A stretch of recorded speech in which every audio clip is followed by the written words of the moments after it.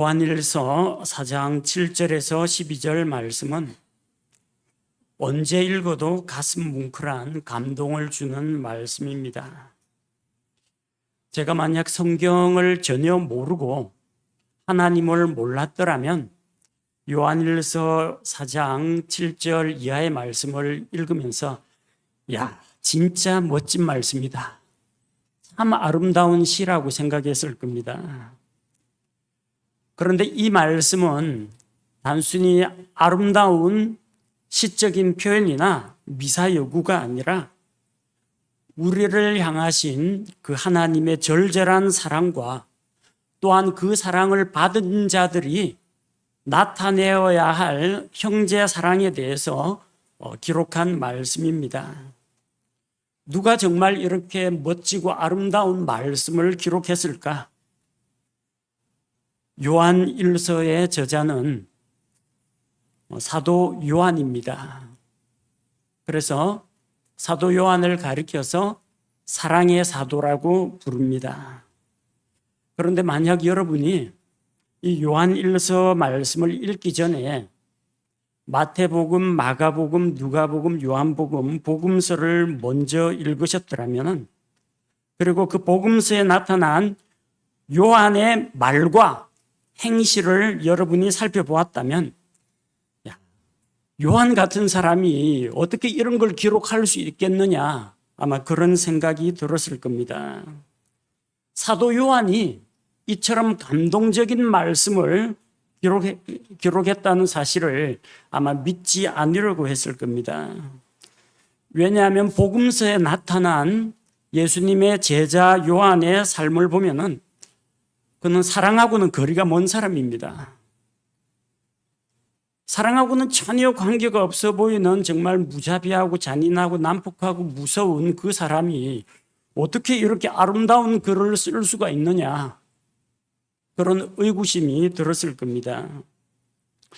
그래서 우리는 이번 시간에 하나님의 말씀을 통해서 예수님의 제자 요한의 성품과 행실을 살펴보면서 하나님께서 이런 사람을 어떻게 변화시켜서 사랑의 사도로 만드셨는지 알아보고자 합니다. 그리고 사람을 변화시키시고 성장시켜서 그리스도의 완전한 형상에 이르게 하시는 하나님께 감사와 영광을 돌리는 시간이 되기를 원합니다. 자, 예수님의 제자 요한에 대해서 그의 주변 환경을 살펴보면요, 그 가족을 살펴보면 요한의 아버지는 세베대라는 사람입니다. 마가복음 1장 19절에 아버지 세베대라고 했고 어머니는 살로메라고 하는 여자입니다. 그리고 그에게는 형이 있는데 성경에 세베대의 아들들 이렇게 부르기도 하고요, 야고보와 요한이라고 표현을 합니다. 야고보와 요한, 이 형제가 세베대의 아들들이었습니다. 야고보가 먼저 소개되는 걸로 봐서 아마도 야고보가 서열상 형이었을 것으로 추측됩니다. 그의 집안은 부유한 집안 출신이었습니다. 마가복음 1장 20절 말씀을 보면 즉시 그분께서 그들을 부르시니 그들이 자기들의 아버지 세베대를 품꾼들과 함께 배에 남겨두고 그분을 따라가니라. 여기 보면 그의 아버지가 선주입니다. 배를 가지고 있어요. 어부들 가운데 자기 배를 가지고 어로 활동을 하는 사람은 형편이 좀 나은 사람입니다. 그런데 그 배를 가지고 있을 뿐만 아니라 이 세베대는 품꾼들을 거느리고 있었습니다. 그러니까 배를 여러 척 가지고 있는데 여러 품꾼들을 고용해가지고 고기잡이를 시키는 선주였어요. 집안이 꽤 잘 사는 집안입니다. 그리고 그 엄마 살로메가 요즘 말로 이야기하면은 이 치맛바람이 좀 있는 사람이에요. 자기 아들을 잘 되게 하기 위해서는 적극적으로 아들에게 관심을 쏟고 투자를 하는 애살이 많은 그런 엄마입니다. 그래서 자기 두 아들로부터 예수님에 대한 이야기를 들었습니다. 근데 예수님의 제자 12명 가운데 키맨이라고 불리는 수제자가 세 사람이 있어요. 베드로, 야고보, 요한 세 사람입니다. 그런데 아무리 봐도 예수님에게 이 관심과 총애를 받는 베드로를 이기지는 못할 것 같아요. 그래서 예수님께서 왕국을 세우시면 자기 아들이 한 사람은 예수님 우편, 한 사람은 예수님 외편, 우의정 좌의정 하나씩 해먹었으면 좋겠는데 베드로 때문에 하나는 떨어질 것 같아요. 둘 다 자기 아들이 차지했으면 좋겠는데. 자, 그래서 자기 두 아들을 예수님의 왕국에서 예수님 좌우편에 앉히려고 예수님에게 나와서 엄마가 나와서 청탁을 합니다. 주의 왕국이 임할 때에 나의 이 두 아들을 주님의 왕국에서 주님의 좌우편에 있게 해달라고 청탁을 합니다. 그만큼 부모로부터 기대를 많이 받고 있는 그런 아들들이었어요. 다른 베드로와 같이 이 야고보와 요한은 무식한 어부가 아닙니다. 당시 고등교육을 받았습니다. 유대인 사회에 있었지만 국제적인 감각을 익히기 위해서 전 세계를 지배하는 로마, 그 로마 제국 전역에서 사용되는 거의 표준 언어라고 할 수 있는 그리스어, 그 그리스어 교육을 시켰어요. 그래서 요한복음, 요한서신, 요한계시록 이걸 다 요한이 기록했습니다. 예수님을 가리켜서 하나님의 말씀, 진리의 말씀, 로고스라고 표현한 것은 바로 이 사도 요한입니다. 그래서 비록 물고기를 잡았지만 좀 더 나은 세상으로 가서 아들들이 출세할 수 있도록 교육을 통해서 아들들 뒷받침을 해준 그런 어머니였습니다. 그리고 이 집안은 대제사장하고도 연줄이 있었습니다. 예수님이 겟세마네 동산에서 잡혀서 대제사장 집으로 끌려갔을 때 베드로와 다른 한 제자가 그분을 따라갔습니다. 요한복음 18장 15절 말씀에 보면은 요한복음 18장 15절 시몬 베드로와 또 다른 제자 하나가 예수님의 뒤를 따라갔는데 그 제자는 대제사장을 알므로 예수님과 함께 대제사장의 관저로 들어갔으나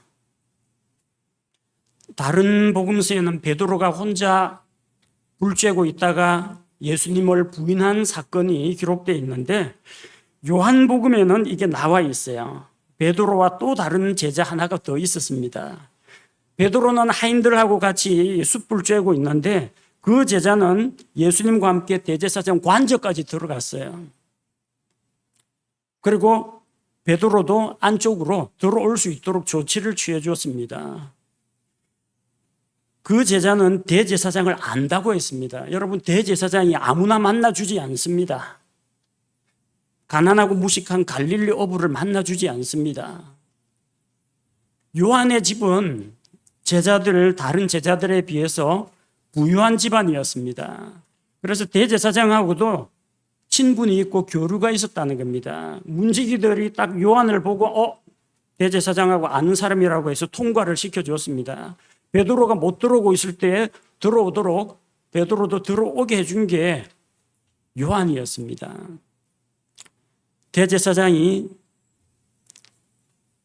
이스라엘 민족 독립운동을 하는 셀로딘 시몬하고 손을 잡을 리는 없습니다. 베드로와 손을 잡을 리도 없습니다. 민족의 반역자라고 불리는 세리 마태하고 손잡을 리도 없습니다. 대제사장은 계급이 높거나 돈 많은 부자만 상대해 줍니다. 요한의 집은 그만큼 넉넉했기 때문에 대제사장하고도 줄이 다 있었다는 겁니다. 자, 그런 환경에서 야고보와 요한이 예수님을 만나고 예수님을 따르게 되었습니다. 예수님을 따르는 제자가 되었다고 해서 한순간에 사람이 바뀌지는 않습니다. 요한이 그 보여준 삶의 모습을 보면은 요한은 첫째로 과격한 사람이었습니다. 마가복음 3장 17절 말씀을 보면 마가복음 3장 17절 또 그분께서 보아너게 곧 천둥의 아들들이라는 이름을 더해 주신 세베대의 아들 야고보와 야고보의 형제 요한과 야고보와 요한을 가리켜서 예수님이 뭐라고 별명을 붙였느냐면요. 천둥의 아들들. 천둥, 뇌성병력, 우레소리를 이야기합니다. 별명은 그 사람의 성격과 기질을 반영합니다. 누구를 가리켜서 저 나무늘보 그러면 이거 게을러 가지고 축 처져 있는 사람을 이야기하는 거고요. 저거 먹보 하면 먹기를 잘하는 사람입니다. 뭔가 그 사람의 행동하고 습관하고 별명은 밀접한 연관이 있어요. 천둥의 아들들이란 별명을 붙여야 할 정도로 야고보와 요한은 기질이 다혈질이고 성격이 불같고 과격하고 공격적이었다는 겁니다. 그건 잘못 건드리면 우르르 쾅쾅 하고 터지는 거예요. 이런 사람이 이제 예수님을 쫄쫄 따라다니면서 주님을 배웠던 겁니다. 우리가 생각하는 요한은 소심하고 조용하고 이런 사람으로 알고 있는데요. 그건 그의 기질입니다. 조용하고 차분하고 뭔가 사려 깊고 이거는 그의 기질이고 그의 성품 자체는 온화한 성품이 아니었다라는 겁니다.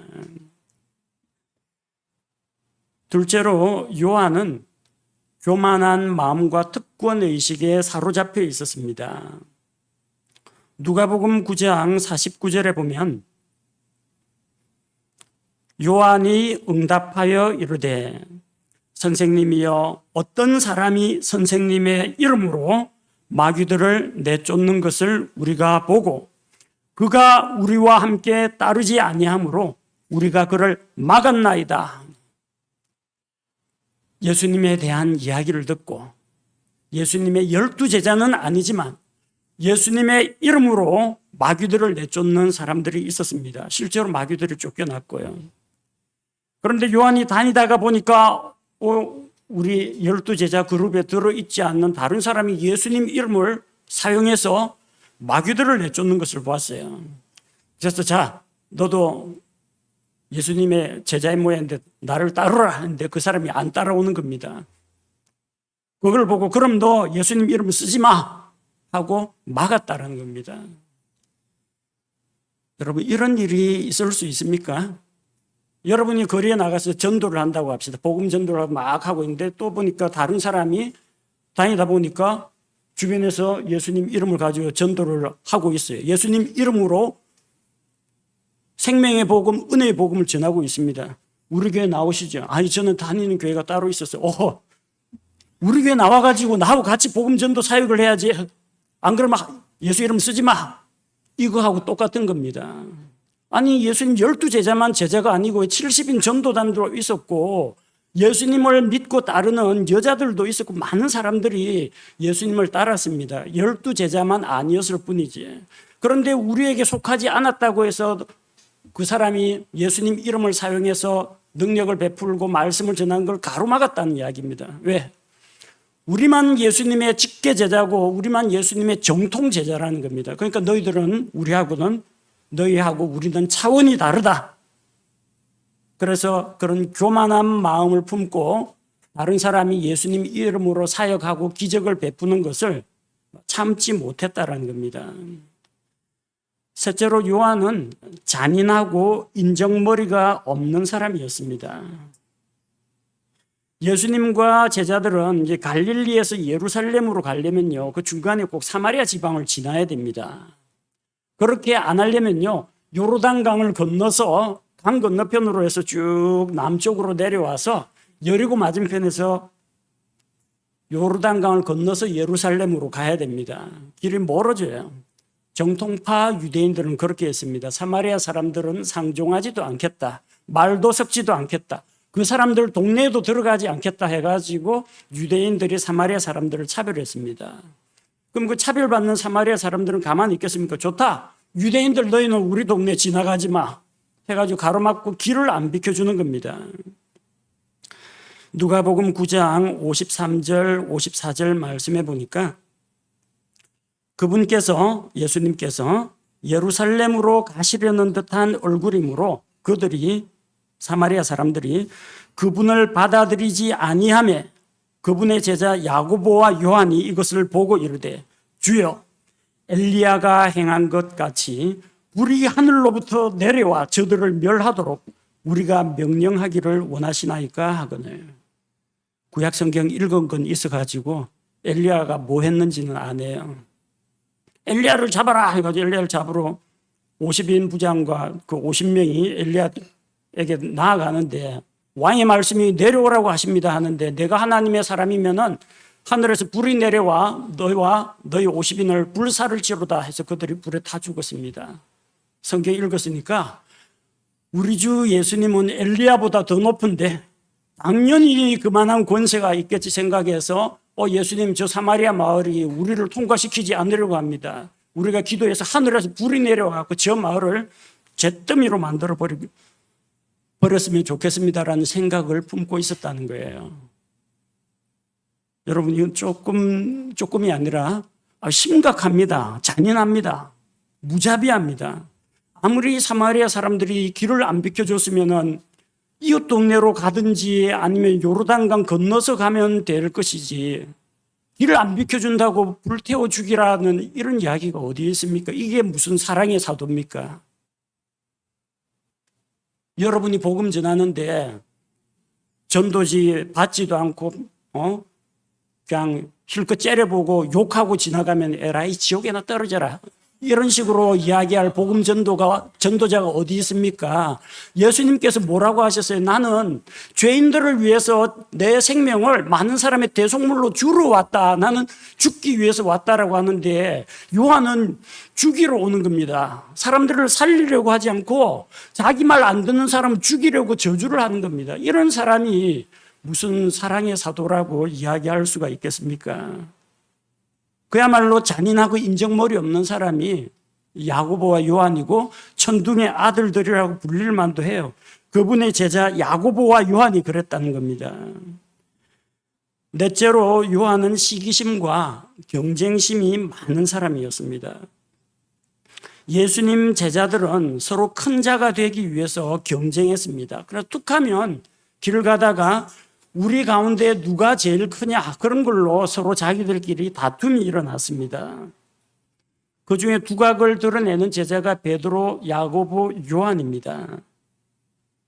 근데 요한은 아무리 봐도 예수님 왼쪽 오른쪽 어느 쪽이든 베드로가 한 자리 차지할 것 같아요. 자기 두 형제 중에 하나는 밀려날 것 같아요. 그래서 엄마 데리고 옵니다. 마태복음 20장 21절 마태복음 20장 21절에 보면 그분께서 그녀에게 이르시되 그녀가 야고보와 요한의 어머니입니다. 세베대의 아내입니다.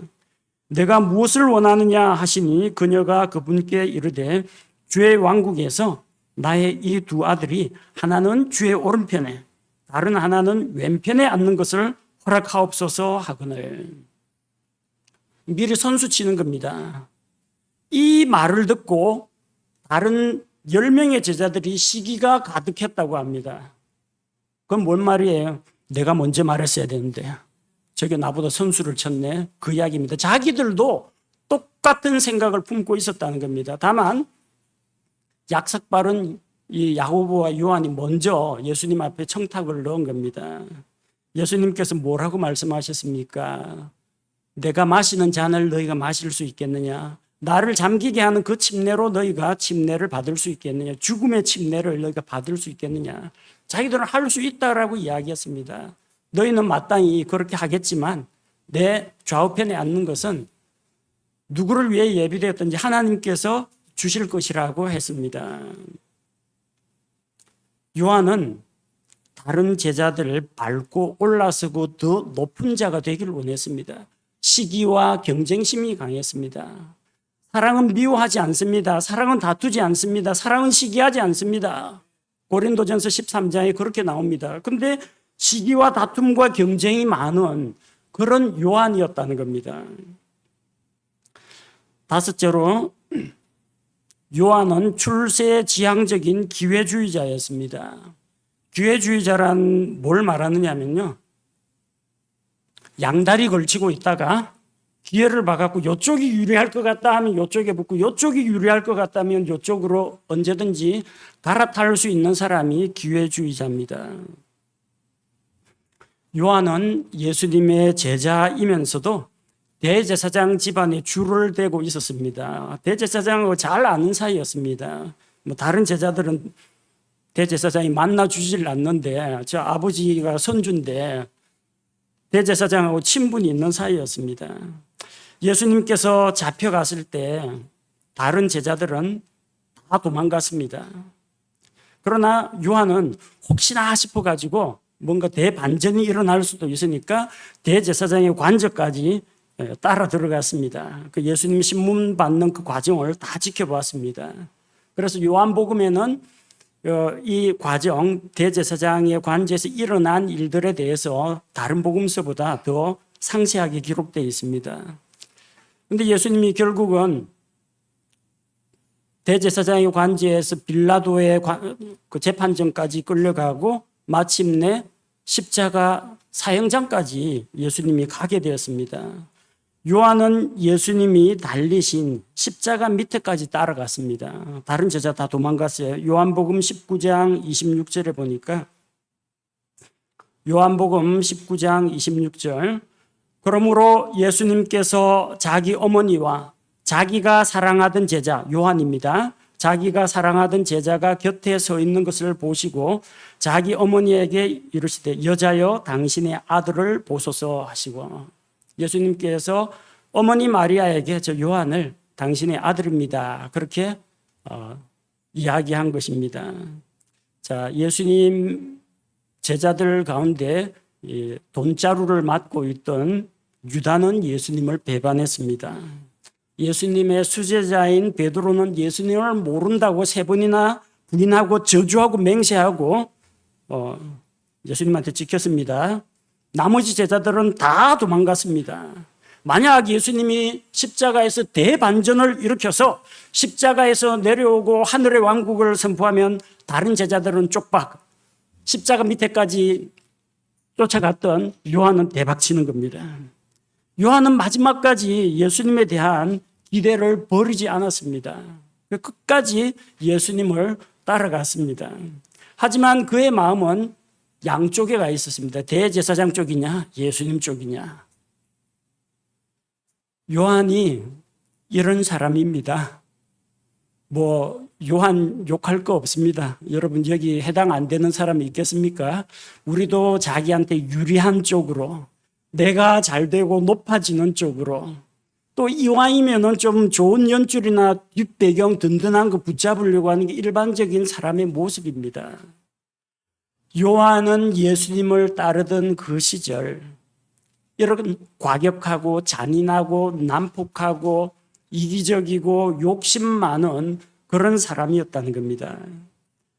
그런 사람이 예수님 십자가에서 죽으시고 부활하시고 예수님 승천하신 이후에 성령님께서 내려오셨을 때 요한은 크게 변화가 되었습니다. 어떻게 변화가 되었습니까? 첫째로 요한은 예루살렘 교회를 지탱하는 기둥 중 하나가 되었습니다. 갈라디아서 2장 9절 말씀을 보면 바울이 기록한 것입니다. 또 기둥같이 여겨지던 야고보와 게바와 요한은 내게 주신 은혜를 깨닫고 나와 바나바에게 오른손을 내밀어 교제를 청하였으니 이것은 우리는 이교도들에게로 가고 그들은 할례자들에게로 가고자 함이라. 바울이 예루살렘 교회를 소개할 때 그 예루살렘 교회를 지지하는 세 기둥이 있었는데 야고보와 게바와 요한입니다. 예수님의 제자 야고보는 일찍 순교했습니다. 예수님의 동생 야고보를 이야기합니다. 야고보와 게바, 베드로와 요한은 기둥같이 여겨졌다고 했습니다. 교회를 세우는 든든한 기둥이 되었다는 겁니다. 여러분, 기둥되는 게 별로 쉬운 일이 아닙니다. 자, 예수 그리스도라는 이 반석과 같은 터가 있습니다. 그 위에 기둥을 세워야 되는데 이 기둥은 그 위쪽에 있는 지붕과 천장 이 하중을 자기 몸으로 떠받쳐야 되는 겁니다. 우리는 보통 뭐 기둥 같은 하면 뭐 야긴과 보아스 성전에 두 기둥 같은 아들이 되게 하옵소서 뭐 이런 식으로 기도를 하는데 기둥이 쉬운 게 아니라니까요. 기둥이 되기 위해서는 정말로 나무를 잘 키워가지고 또 베어가지고 그 나무를 알맞게 건조해서 수축이나 뒤틀림이 발생하지 않도록 잘 만들어야 됩니다. 그리고 그 나무에 이 석가래를 얹고 지붕을 얹어가지고 건물 자체를 떠받치고 또 벽과 벽을 다 연결하는 그런 역할을 합니다. 이기적이고 혼자 잘난 척하고 우쭐대고 높아지는 마음 가지고는 절대로 기둥 역할을 할 수가 없습니다. 묵묵히 다른 사람들을 위해서 자기를 바치고 희생하고 무거운 짐을 지겠다는 각오가 돼 있는 사람만이 기둥 역할을 할 수 있다는 겁니다. 기둥같이 여겨지지 않았던 그 요한이 변화되어서 기둥 같은 존재가 되었다는 겁니다. 둘째로 요한은 자기를 살아있는 희생물로 죽게 드렸습니다. 죽어서 희생물이 된 것이 아니라 순교의 제물이 된 것이 아니라 살아있는 자기 삶을 주님께 드렸다는 겁니다. 다른 제자들은 예수님 이름으로 복음 전하다가 다 순교해서 죽었습니다. 제일 먼저 순교한 사람이 요한의 형 야고보입니다. 헤롯의 칼을 맞고 사도행전 12장에서 죽었습니다. 순교했습니다. 야고보와 요한이 뭐라고 그랬습니까? 한 사람은 예수님 오른쪽에 한 사람은 예수님 왼쪽에. 제일 먼저 순교해갖고 하늘나라 올라가니까 예수님 옆에 자리 다 비어 있어요. 야고보야 마음대로 골라서 앉아라. 왼쪽이든 오른쪽이든 네 좋은 대로 앉아라. 야고보가 제일 먼저 자리 차지했습니다. 순교하고. 그런데 요한은 사도들 가운데 자기 형은 맨 먼저 죽었는데 자기는 맨 나중에 죽습니다. 올해도 살았어요. 거의 뭐 100세 가까이 돼가지고 죽은 걸로 기록되어 있습니다. 요한은 AD 66년 유대인들이 로마의 반기를 일으켜가지고 전쟁을 일으켰는데 로마 유대 전쟁 초기에 예루살렘을 떠나서 에베소로 도망갔습니다. 그리고 도미시안 황제 때 반모섬으로 유배를 당합니다. 그리고 트라이안 황제 때 고령으로 늙어서 죽었습니다. 순교 안 하고 늙어 죽은 유일한 제자가 사도 요한입니다. 이게 참 여러분 쉬운 일이 아닙니다. 차라리 그냥 횟가닥 한 번에 그냥 꼴가닥하고 순교하는 게 낫지. 그 주변 사람들이 다 이상하게 봅니다. 아니, 예수님 제자들은 다 순교했는데 왜 당신은 순교 안 하고 환난과 핍박이 일어나면 도망가기가 바쁘냐고, 목숨이 그렇게 소중하냐고 주변 성도들한테 아마 그런 손가락질 당했을 겁니다. 근데 요한은 죽고 싶어도 죽을 수가 없어요. 왜? 요한복음 19장 27절에 그 뒤에 그 제자에게 이르시되 내 어머니를 보라 하시니 마리아에게는 여자여 보소서 당신의 아들입니다 했는데 내 어머니를 보라 하시니 그때부터 그 제자가 요한이 그녀를 마리아를 자기 집으로 모시니라. 예수님 십자가에서 대반전 일으키면 대박 치려고 했는데 십자가 밑에 따라갔다가 혹덩어리를 하나 맡았어요. 우리 엄마를 잘 부탁한다 요한아. 그러니까 예수님의 마지막 유언인데 마리아를 지켜야죠. 예루살렘 교회 핍박이 일어나고 로마 유대 전쟁이 일어나면 마리아 없고 이제 도망가기 바쁜 겁니다. 거기서도 핍박이 일어나면 마리아대로 피신해야 되는 겁니다. 왜? 예수님하고 약속한 걸 지켜야 되니까. 그러니까 순교하고 싶어도 순교를 못하는 겁니다. 주님을 위해서 단번에 죽는 것은 쉽습니다. 목에 칼 들어오면요. 칼 들어가 찍 모가지 날아가면 신경이 끊어지기 때문에 몇 초 안에 아픈 것도 못 느낍니다. 총 맞거나 독약을 마시거나 목 졸려 죽거나 몇 분 안에 다 끝납니다. 그 한순간만 참으면은 순교하는 겁니다. 그런데요, 주님을 위해 죽는 건 쉽지만 주님을 위해서 일평생 살아가는 것은 진짜로 힘듭니다. 주님을 위해 순교하는 것은 잠깐이지만 주님을 위해서 일평생 살아서 헌신하는 것, 이게 진짜 힘든 겁니다. 요한은 그 힘든 일을 해냈습니다. 순교 안 하고 죽을 때까지 주님을 위해서 수고하고 헌신하는 그런 삶을 살았던 겁니다. 자기를 중히 여기고 자기 생명, 자기 신분, 자기 명예를 소중히 여기던 그런 요한이 변화되어 가지고 복음을 위해서 살아있는 희생물로 자기의 온 생애를 주님께 드리는 삶을 살았다는 겁니다. 셋째로 요한은 하나님의 말씀을 전하고 성도들을 진리 안에서 보호하는 일을 했습니다. 요한은 AD 6년부터 약 100년쯤 보통 95세 이상 정도 살았다라는 정확한 연도는 모릅니다. 거의 100세 가까이 살았다라고 알려져 있습니다. 예루살렘에 교회가 세워지고 복음이 전파된 이후에 이 교회 안에 여러 가지 이단 사상들이 들어옵니다. 갈라디아 교회에서 일어난 율법주의라든지 행위 구원자, 그다음에 헬라 철학, 그리스 철학하고 이게 잡종이 돼가지고 영지주의 사상, 이방 종교, 세상 철학이 교회에 들어오게 됩니다. 다른 사도들 다 죽었어요. 순교했어요. 누가 신약 교회를 돌보고 영적인 지도자가 되어서 이 교회를 보살필 수가 있겠습니까? 요한이 끝까지 살아남았습니다. 진리의 말씀으로 교회를 돌보면서 이단들로부터 교회를 지키고 보호하는 일을 했습니다. 하나님께서 야고보는 일찍 데려가시고 요한은 오래오래 살게 하셨는데 그게 요한에게 장수의 축복을 주기 위해서 그러신 게 아니라는 겁니다. 하나님께서 요한을 쓰실 곳이 있었기 때문에 긴 수명을 주시고 그가 순교하지 않도록 하신 것입니다. 요한은 교회를 지키는 사람이 되었습니다. 예수 그리스도의 몸인 그 교회를 돌보면서 자기의 일평생을 바쳤습니다. 이것은 단 한순간에 주님을 위해서 순교하는 것보다도 훨씬 더 값진 일입니다. 넷째로 요한은 하나님의 말씀을 기록으로 남겼습니다. 요한은 요한복음, 요한 1서, 요한 2서, 요한 3서, 그리고 요한계시록을 기록했습니다.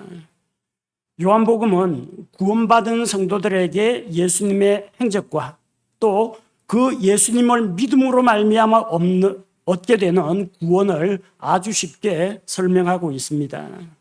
그래서 제가 예수님 갓 믿은 분들에게 요한복음을 읽으십시오, 로마서를 읽으십시오 권하는 이유가 바로 그 때문입니다. 요한의 서신은 중요한 교리들을 또한 담고 있습니다. 요한계시록은 신약 성경 가운데 유일한 예언서입니다. 성경 기록의 마침표입니다. 그것을 사도 요한이 기록했다는 겁니다. 요한은 하나님의 말씀을 책으로 기록하여 그 시대 성도들뿐만 아니라 오늘날 신앙생활을 하고 있는 우리에게까지도 영적인 유익을 주고 있습니다. 요한이 변화된 이후에 이렇게 놀라운 일들을 했다는 겁니다. 자, 그렇다면 무엇이 천둥의 아들 요한을 사랑의 사도로 바꾸었을까요? 요한은 복음서를 읽어보면 사랑하는 자들아 우리가 서로 사랑하자, 사마리아 마을을 불태워버리려고 한 그 사람의 입에서 이런 말이 나옵니다. 사랑을 입에 담을 만큼 요한은 심성이 곱고 착한 사람이 아닙니다. 그런데 이렇게 성미급하고 남을 시기하고 잔인하고 긍휼을 베풀 줄 모르고 출세하기 좋아하고 교만하던 그런 사람이 어떻게 사랑의 사도가 될 수 있었을까요? 요한을 변화시킨 것은 바로 예수님의 사랑 때문입니다. 예수님께서 그를 사랑하셨고 요한이 그 사랑을 깨달았기 때문입니다. 누군가로부터 사랑을 받아보지 못한 사람은 다른 사람을 사랑할 줄 모릅니다. 혹시 누구를 사랑하는 마음이 생겼다 하더라도, 그런 감정이 생겼다 하더라도 그 사랑을 말과 행동으로 표현하는 것이 되게 어색하고 낯섭니다. 저는 아버지에 대한 기억이 그리 많지가 않습니다. 다들 아시다시피 저희 아버지 세대는 대한민국 경제를 일으키시던 그런 세대입니다.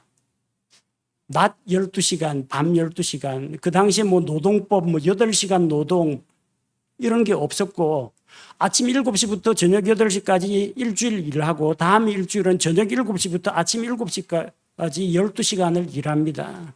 아버지 얼굴 볼 일이 없어요. 아침에 잠깐 볼 때 있고, 학교 다녀오면은 아버지 야근한 날은 주무시고 계십니다. 무슨 거기서 아들하고 뭐 옛날 이야기도 하고 뭐 놀이도 해주고 그런 아버지 아니에요. 근데 한 가지 기억나는 건 있어요. 아버지가 저녁에 야근 들어가지고 밤을 새워 일하면 공장에서 밤에 야식을 줍니다. 빵 2개를 줘요. 단팥빵 하나 하고 바다크림빵, 뭐 요즘도 나오는지 모르겠는데 그 빵을 2개를 주는데 그걸 드셔야 하는데 안 드시고 아침 7시 퇴근할 때 꼭 집에 갖고 와가지고 저한테 하나를 주십니다. 다른 건 모르겠는데 아버지가 이 막내 아들을 그렇게 관심을 두고 사랑하시고 자기 배고픈 거 참아가면서 저한테 그걸 먹을 걸 갖다 주셨다라는 그 하나는 제가 기억하고 있습니다.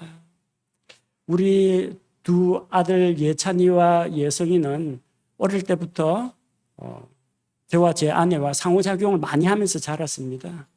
큰아들은 제가 좀 과도한 기대를 큰아들의 어깨에 좀 많이 얹어놨습니다. 아이고, 우리 듬직한 아들, 동생 잘 지켜. 동생 울리지 마. 동생 잘 돌봐야 돼. 그리고 둘째 아들한테는 아빠 귀염둥이. 그래서 우리 귀염둥이 어디 갔어요? 하면 아빠 귀염둥이 여기 있어요 하면서 예성이가 쪼르르 나옵니다. 걔는 자아 정체성이 아빠에게 귀여움받는 아이라는 것을 그렇게 알고 진짜 귀여운 짓을 하고 귀엽게, 지금은 별로 좀 귀엽다고 하기엔 조금 너무 많이 커버려가지고 그러긴 한데 어쨌든 하는 말이나 행동이나 이런 생각들이 귀여운 일들 많이 했어요. 귀여움을 받고 자라고 귀엽다 하면 귀여운 아이로 자랍니다. 아이고 사랑스러운 아이 하면은 사랑을 알고 그 사랑을 깨닫는 아이로 자란다는 겁니다. 요한은 이 요한복음 요한 1, 2, 3서 기록할 때 기록 시기가 AD 90년입니다. 예수님 십자가 사건이 AD 30년입니다. 60년 전의 일을 기록한 겁니다. 요한복음을 기록하면서 60년 전의 일을 기억한 겁니다. 물론 하나님께서 영감을 통해서 말씀을 주셨겠지만 그 요한복음에는 요한 개인의 감정과 정서와 기억과 경험이 그대로 다른 저자하고는 달리 그대로 녹아 있습니다. 60년 전에 예수님 따라다니던 자기 모습을 통해서 요한복음을 기록하려면 예수님을 만난 것부터 예수님 십자가, 부활, 승천까지 쭉 되짚어 봐야 되잖아요. 요한이 쭉 과거를 돌이켜 보았습니다. 예수님과 함께 하던 지난 날들을 생각해 보았습니다. 예수님의 사랑이 새록새록 자기 가슴에 와닿기 시작했습니다. 예수님은 어디 갈 때마다 요한을 데리고 다녔습니다. 물론 베드로, 야고보, 요한은 항상 데리고 다녔는데 요한은 그것을 새 제자를 데리고 다니신 예수님이 아니라 예수님이 자기를 데리고 다니신 것을 기억해냈습니다. 누가복음 8장 51절에서 야이로의 딸을 살리실 때에도 예수님은 자기를 데리고 들어갔습니다. 변화산에 올라갈 때도 예수님은 요한을 데리고 올라갔습니다. 겟세마네 동산에서 제자들과 함께 기도하다가 따로 새 제자를 데리고 한적한 곳으로 떨어진 곳으로 가서 기도할 때 요한을 데리고 가서 기도했습니다. 주의 만찬 자리에서 예수님을 요한을 자기의 품에 기대어 눕게 하셨습니다. 십자가에서 요한을 부르시면서 마리아를 부탁하셨습니다. 부활하신 예수님과 함께 갈릴리 해변을 걸었던 그런 기억이 떠올랐습니다. 요한은 예수님에 대한 개인적인 추억이 참 많은 사람입니다. 그런 모든 것들을 생각할 때 요한은 주님께서 자기를 얼마나 사랑하셨는지, 자기가 얼마나 사랑받는 존재인지를 알게 된 것입니다. 그래서 요한복음에는 요한이 나오지 않습니다. 요한복음에는 요한복음 하면 요한복음이라는 책 제목은 사도 요한이 맞습니다. 그러나 요한복음의 본문에는 사도 요한, 제자 요한은 나오지 않습니다. 만약에 요한이라는 글자가 나오면 그는 100% 침례자 요한입니다. 요한은 요한복음에 자기 이름을 넣지 않았습니다. 우리 예성이가 아빠 귀염둥이 왔어요 하고 자기를 아빠의 귀염둥이라고 부르는 것처럼 요한은 자기를 뭐라고 불렀느냐 하면요, 예수님께서 사랑하시던 제자, 그렇게 불렀습니다.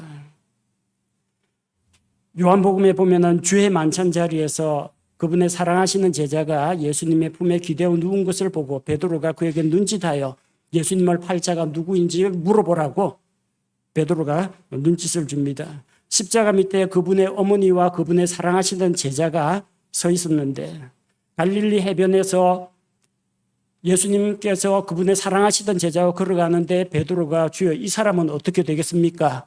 하고 말씀하시는 그 옛날 기억을 떠올리면서 요한이라는 자기 이름을 버리고 자기 정체성을 예수님께서 사랑하시던 제자, 나는 예수님께서 사랑하시던 제자야, 나는 예수님께 너무나 큰 사랑을 받은 자야, 이 생각을 가지고 요한복음을 기록했다는 겁니다. 60년 전에 그 일들이 생생하게 떠오르면서 요한복음을 기록했고, 요한 1서, 2서, 3서를 기록할 때도 사랑하는 자요 하고 성도들에게 사랑하는 자요 하고 이렇게 메시지의 시작을 엽니다. 오늘 우리가 읽은 요한 1서 4장 7절에서도 사랑하는 자들아 우리가 서로 사랑하자. 이 사랑이 어디에서 나왔겠습니까? 본문에 나오는 것처럼 하나님이 사랑이시기 때문에 하나님의 사랑을 알지 못하고는 사랑을 알 수가 없고 사랑할 수도 없습니다. 요한이 그렇다면 왜 이렇게 천둥의 아들이 사랑의 사도로 변화가 되었겠습니까? 하나님의 사랑에 감동하여 예수님께서 자기에게 베풀어 주신 그 사랑을 깨달았기 때문입니다. 우리를 변화시키시는 것은 하나님의 말씀입니다. 우리를 변화시키는 것은 하나님의 사랑입니다. 요한일서 4장 7절, 8절 말씀을 다시 읽어보겠습니다. 사랑하는 자들아 우리가 서로 사랑하자. 사랑은 하나님께 속한 것인즉 사랑하는 자마다 하나님에게서 나서 하나님을 알고 사랑하지 아니하는 자는 하나님을 알지 못하나니 이는 하나님이 사랑이시기 때문이라. 우리에게는 사랑이 없습니다. 그러나 하나님은 사랑이십니다. 하나님이 우리를 사랑하셨기 때문에 내가 그 사랑을 받아들이고 깨달아 알기 때문에 내 안에, 내 마음속에 그리스도의 사랑이 임하게 되는 것입니다. 예수님께서 정말 3년 반 동안 제자들 데리고 다니면서 그렇게 삶을 같이 하고 훈련을 시켰지만 예수님 십자가 달릴 때까지도 제자들은 세상적인 생각을 품고 주님을 따른다고는 하면서도 물고기 잡으러 다시 돌아가는 그런 나약한 자들이었습니다. 그 가운데서 특별히 이기적이고 욕심 많고 교만하고 남들보다 더 앞서기 원하던 요한과 같은 사람, 과격하고 난폭하고 잔인한 요한과 같은 사람도 예수님의 사랑을 깨닫고 나서 예수님의 사랑으로 말미암아 그렇게 사랑의 사도로 변화가 되었다는 것입니다. 오늘날 여러분의 성품을 변화시킬 수 있는 분은 오직 주님뿐입니다. 하나님의 사랑이 이미 우리에게 임하였고 우리는 그 사랑을 믿고 받아들였습니다. 우리가 나를 사랑하신 주님의 그 크신 사랑을 깨달아 알 때 요한처럼 우리도 변화될 수가 있다는 것입니다. 그리스도의 사랑으로 말미암아 하나님께서 우리 성도들의 성품을 변화시켜 주시기를 기도합니다. 함께 기도하겠습니다. 하나님 아버지, 정말 천둥의 아들이라 불릴 정도로 과격하고 난폭하고 교만하고 이기적이고 또 다른 사람들보다 앞서가기 원하는 그런 요한이 마침내 변화되어서 사랑의 사도가 된 것을 성경 말씀을 통해서 살펴보았습니다. 사람은 다 연약하고 부족하고 모난 구석이 많지만 우리는 예수 그리스도를 믿고 우리 안에 성령님께서 들어와 계시고 또 하나님의 말씀이 우리 안에 자리 잡고 있으니 주님의 형상, 그리스도의 형상으로 변화되고 닮아가기를 원합니다. 우리를 사랑하신 하나님 아버지의 사랑을 우리가 깨달아 알게 하옵소서. 온유하고 겸손하신 예수님, 사랑과 긍휼이 풍성하신 예수님을 우리가 날마다 만나 뵙고 주님과 교제하는 가운데에서 우리의 모난 성품, 우리의 교만하고 이기적인 성품도 사도 요한과 같이 변화되게 하여 주옵소서. 예수님의 이름으로 기도합니다. 아멘.